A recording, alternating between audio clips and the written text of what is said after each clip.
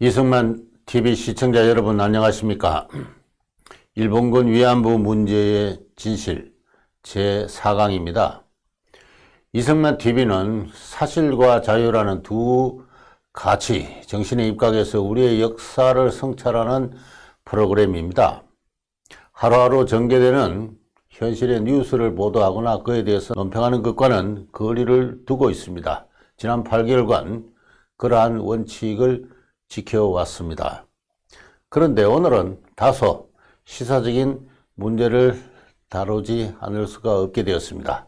며칠 전 바로 이 시리즈의 주제인 일본군 위안부 문제에 관해서 그냥 지나칠 수 없는 두 가지 사건이 언론에 보도되었기 때문에 그렇습니다. 한 가지는 문희상 국회의장이 미국을 방문하는 도중에 어느 매체와 인터뷰를 하면서 한 이야기입니다.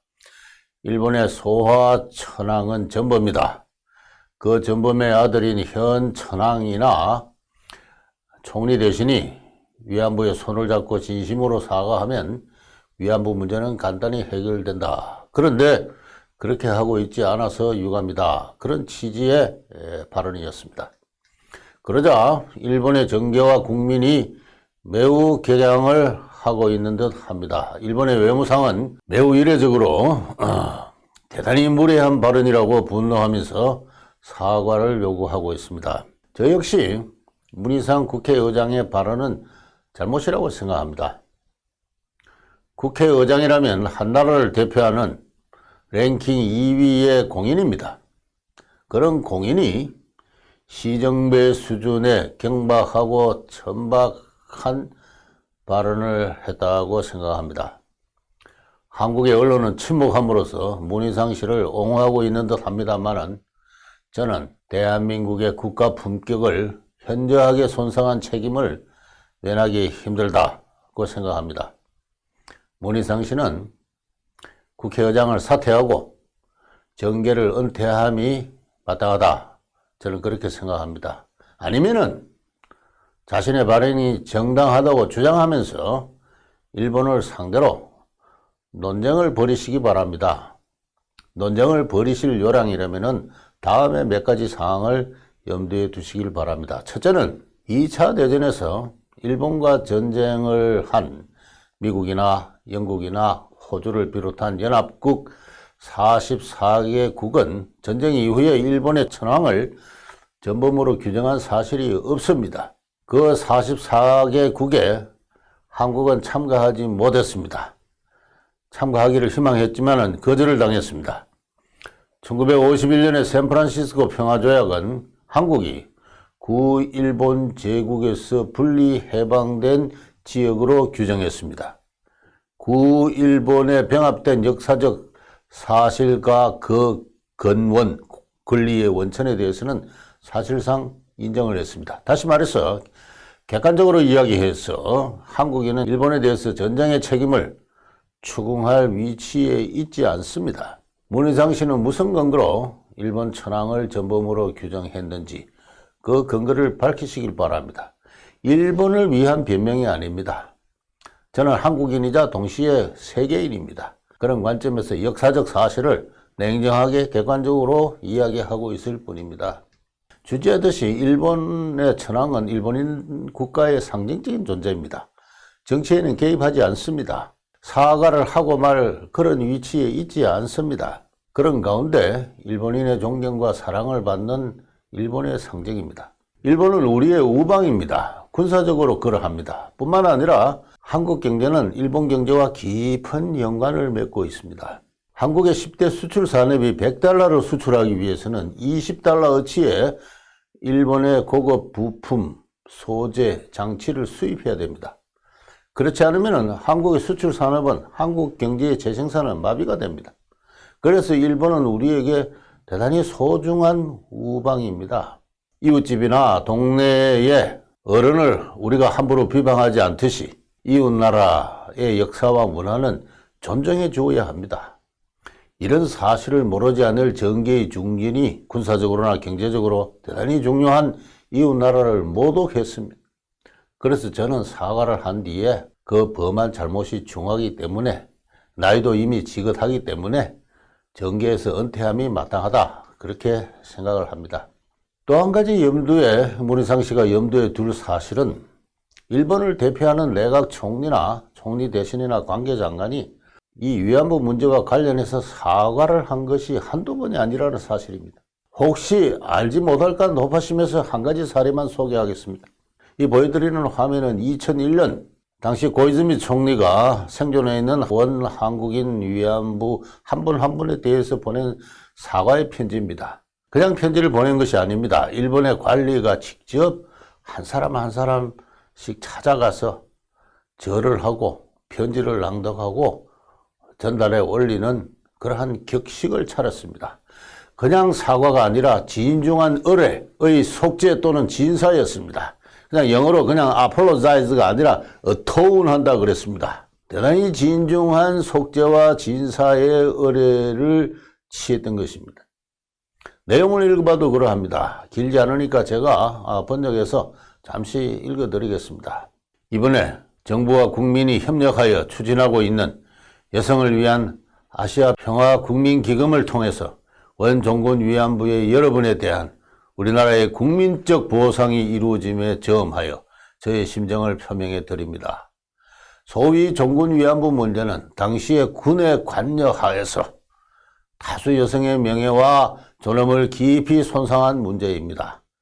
저는 일본국의 내각 총리 대신으로서 새삼 소위 종군 위안부로서 수많은 고통을 경험하시고 심신에 걸쳐 치유하기 힘든 상처를 입은 모든 분들에 대하여 마음에서 우러나오는 사과와 반성의 심정을 표현해 드립니다. 우리들은 과거의 잘못으로부터도 미래에 대한 책임으로부터도 도망치려 하지 않습니다.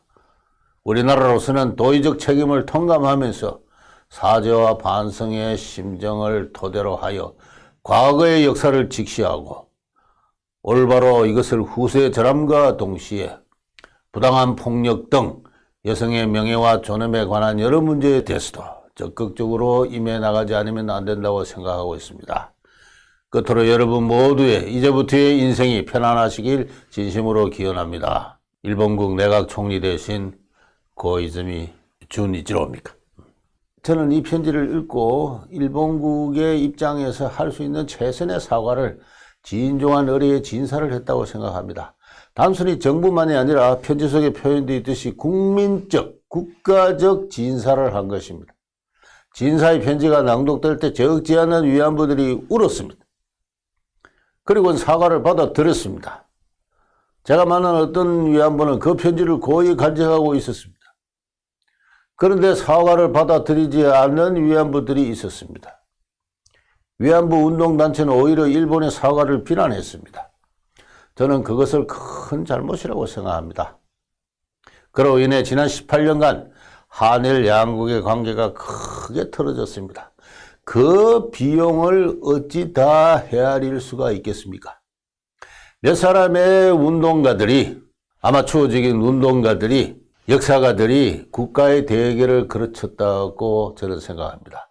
제가 그 점을 말씀드리기 위해서 이 강의를 하고 있는데 앞으로 차차 순서가 되어서 자세하게 설명을 하도록 하겠습니다. 제가 지금 문희상 씨에게 상기해 주고 싶은 점은 고이즈미 총리의 진사 편지를 포함해서 일본 정부의 국민적 사과가 이외에도 몇 차례 더 있었다는 사실입니다.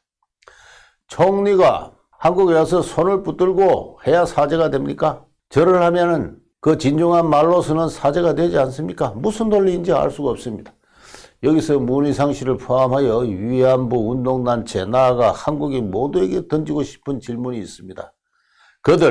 우리 모두는 과연 사과를 받아들일 마음의 태세가 되어 있기나 한 건가요? 실은 사과를 거부하기 위해서 사과를 요구하고 있는 건 아닌가요? 일본 총리가 한국에 와서 위안부의 손을 붙들고 사과했다 칩시다. 그렇게 끝이 날까요? 위안부 문제가 터진 지난 28년간의 역사를 보면 그렇지 않다고 저는 단언할 수 있습니다. 우리 모두 보다 좀 솔직해집시다. 해결을 거부하기 위해서, 분쟁을 지속하기 위해서 문제를 계속 제기하고 있는 건 아닌가요?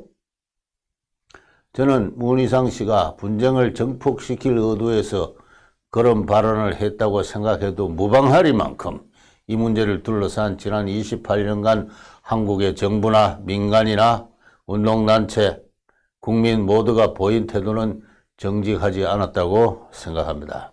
다른 한 가지 최근의 뉴스와 관련해서 언급할 문제는 이 보여드리는 이 사진에 관한 것입니다.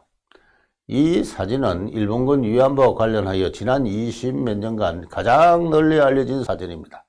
각급 역사책에, 교과서에, 약방의 감초처럼 실려온 것입니다.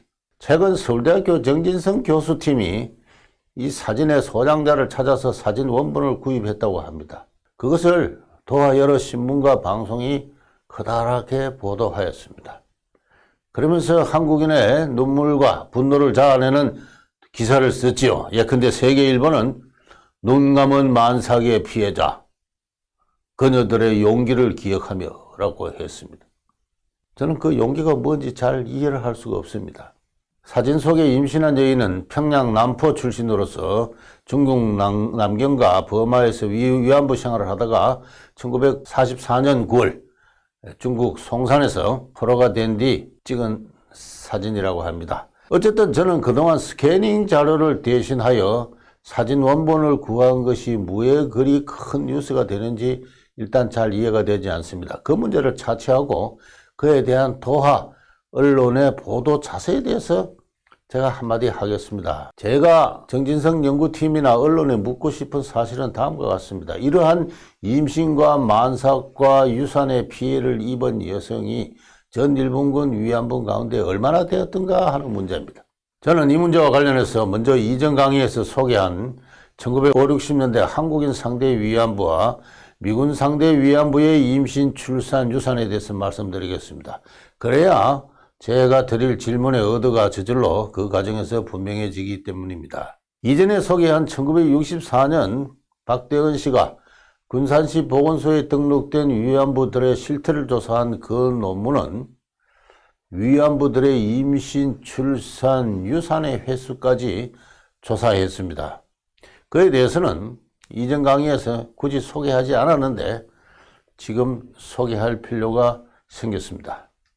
한국인 상대의 위안부 188명 가운데는 33명이 출산을, 미군 위안부 132명 가운데는 69명이 출산을 경험했습니다. 미군 위안부의 절반 가까이가 출산을 경험한 것이죠. 그 가운데는 반드시 미국 병사와 관계해서 출산을 했는지 아니면 위안부가 되기 이전에 혼인관계로 출산을 했는지가 좀 불분명합니다. 어쨌든 상당수의 여인들이 미군과 관계해서 아이를 출산한 것은 사실입니다. 출산 문제에 대해서는 더 이상 이야기하지 않겠습니다. 유산에 대해서 이야기를 하겠습니다. 아까 그 사진 속의 여인이 유산을 했다고 하기 때문에 그렇습니다. 이 보여드리는 표는 얼마나 많은 여인들이, 군산지구의 여인들이 유산을 경험했는가 하는 상태를 보여주고 있습니다. 한국인 상대 위안부 188명 중 37명이 유산을 경험했는데 자연유산이 6명, 인공유산이 31명입니다.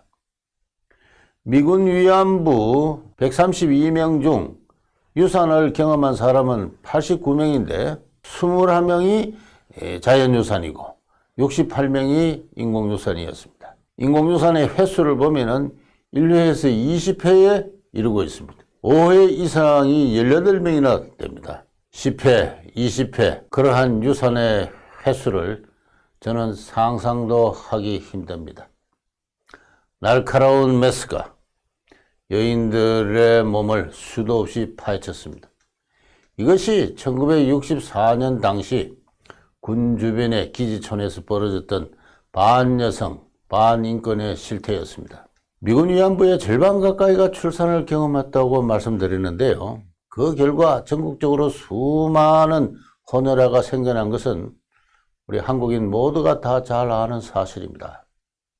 이 보여드리는 이 표는 1955년 이후 1969년까지 각 연도의 혼혈아 총수입니다. 혼혈아 총수에 이어서 그 옆에 혼혈아로서 외국에, 주로 미국에 입양된 어린아이의 수를 나타내고 있습니다. 입양된 혼혈아들이 백인계인가 흑인계인가 기타 제3의 계획안가 더불어 제시되어 있습니다.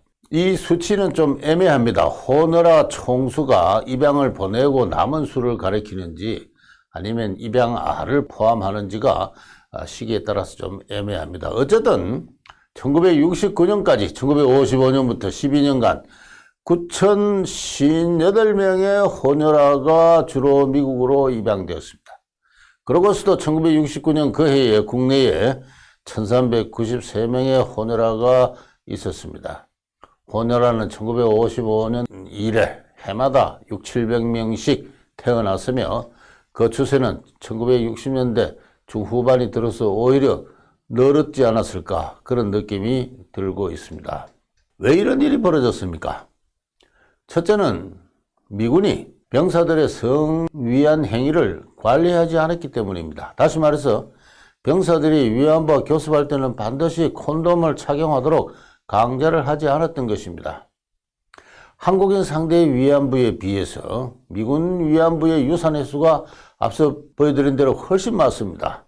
그것은 미군 병사들이 여인들의 임신의 위험성에 둔감한 나머지 또는 성병의 위험성에 둔감한 나머지 콘돔을 착용하지 않았기 때문에 그렇습니다.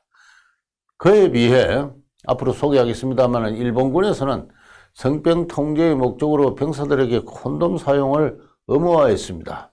이로부터 일본군 위안부의 임신과 유산의 빈도는 1950년대의 미군 위안부보다 훨씬 낮았다. 그렇게 이야기해도 좋습니다. 여인의 입장에서는 어느 쪽이 더 유리한 것이었을까요? 시청자 여러분은 나름대로 판단해 주시길 바랍니다. 두 번째는 이렇게 수많은 여인들의 임신과 출산과 유산과 그리고 입양, 이 문제는 당시 한국인들의 인권의식이 매우 낮았다. 거의 결여된 상태였다. 그 점을 이야기를 하고 있습니다. 기지촌의 포주들은 여인들에게 유산을 강요했습니다. 그렇게 해서 그 많은 인공유산이 이루어진 것이죠. 그렇게 해서 수도 없는 메시지들이 여인의 몸을 파헤쳤던 것입니다. 한국 사회는 어떠했습니까? 유산의 위험을 극복하고 태어난 아이들을 한국 사회는 포용하지 않았습니다. 그들 모두 바다 건너 미국으로 보내버렸습니다. 1950년대 보건사회 통계본부를 보면은 혼혈아를 후천성 소아마비나 선천성 심신장애자와 같은 장애자 부류로 분류하고 그 한 칼럼으로 싣고 있습니다. 정상의 인간으로 보지 않았던 것이죠. 그런 인권의식이 철저하게 결여된 상태가 앞서 보여드린 바와 같은 처참할 정도의 기촌 위안부들의 유산을 강요했던 것입니다. 그리고 간신히 출생한 아이들은 그 조국으로부터 벌어져 미국으로 피입양되었던 것이죠. 많은 여인들이, 기지촌의 많은 여인들이 삶의 의지를 포기하고 약을 먹고 철로에 뛰어들어 자살한 것은 바로 이 임신, 유산, 출산, 입양의 충격 때문에 그렇습니다. 그래서 저는 이 보여드리는 이 문제의 사진의 원본을 구한 사진을 제대로 보도하는 대학의 연구팀이나 언론에게 묻고 싶은 것입니다.